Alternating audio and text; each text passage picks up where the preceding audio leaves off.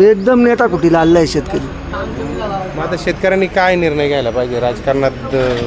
सत्ताधाऱ्यांबरोबर गेलं पाहिजे, विरोधकांबरोबर गेलं पाहिजे? आता काय राजकारणी तर काही करू शकत नाही. शेतकऱ्याचं काय करणार? काहीच नाही करणार. नाही काहीच तेच काहीतरी करू अपेक्षाच नाही शकतात. आम्हाला.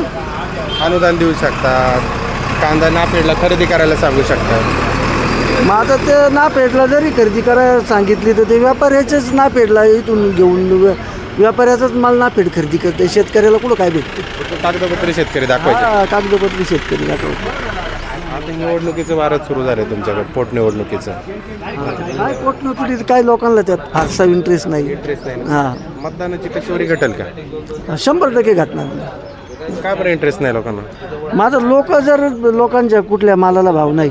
तुमचा आज कांदा गारपीट झाली, गारपीटीत त्या कांद्याचं नुकसान झाले. आज 800-900 रुपये कांद्याला दरी.